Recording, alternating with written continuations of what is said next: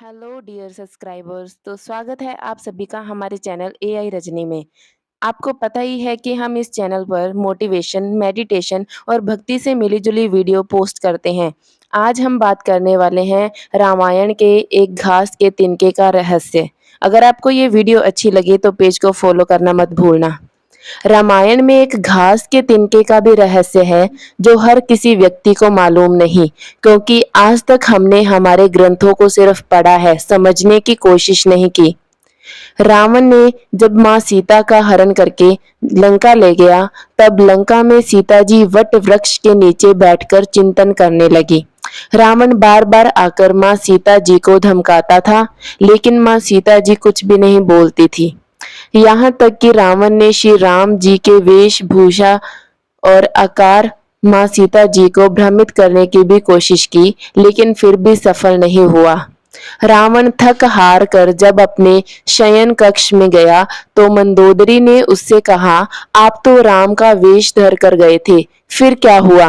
रावण बोला, जब मैं राम का रूप लेकर सीता के समक्ष गया तो सीता मुझे नजर ही नहीं आ रही थी।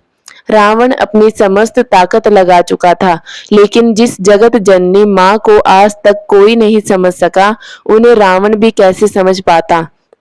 रावण एक बार फिर आया और बोला, मैं तुमसे सीधे सीधे संवाद करता हूँ, लेकिन तुम कैसी नारी हो कि मेरे आते ही घास का तिनका उठाकर उसे ही घूर घूर कर देखने लगती हो। क्या घास का तिनका तुम्हें राम से भी ज्यादा प्यारा है? रावण के इस प्रश्न को सुनकर माँ सीता जी बिल्कुल चुप हो गई और उनकी आंखों से आंसुओं की धार बह पड़ी।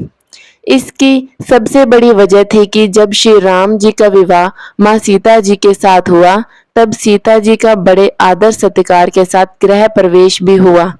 बहुत उत्सव मनाया गया।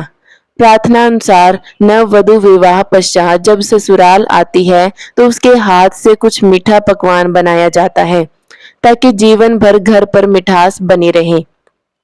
इसलिए माँ सीता जी ने उस दिन अपने हाथों से घर पर खीर बनाई और समस्त परिवार, राजा दशरथ एवं तीनों रानियों सहित चारों भाइयों और ऋषि संत भी भोजन पर आमंत्रित थे। माँ सीता ने सभी को खीर परोसना शुरू किया और भोजन शुरू होने ही वाला था कि जोर से एक हवा का झोंका आया। सभी ने अपनी अपनी पतलें संभाली। सीता जी बड़े गौर से सब देख रही थी। ठीक उसी समय राजा दशरथ जी की खीर पर एक छोटा सा घास का तिनका गिर गया, जिसे माँ सीता जी ने देख लिया, लेकिन अब खीर में हाथ कैसे डाले, तो ये प्रश्न आ गया। माँ सीता जी ने दूर से ही उस तिनके को घूर कर देखा। वो जलकर राख की एक छोटी सी बिंदु बनकर रह गया। सीता जी ने सोचा, अच्छा हुआ किसी ने नहीं देखा, लेकिन राजा दशरथ माँ सीता जी के इस चमत्कार को देख रहे थे। फिर भी दशरथ जी चुप रहे और अपने कक्ष पहुंचकर माँ सीता जी को बुलवाया। फिर उन्होंने सीता जी से कहा कि मैंने आज भोजन के समय आपके चमत्कार को देख लिया था। आप साक्षात जगत जननी स्वरूपा हैं, लेकिन एक बात आप मेरी जरूर याद रखना। आपने जिस नजर से आज उस तिनके को देखा था, उस नजर से आप अपने शत्रु को कभी मत देखना।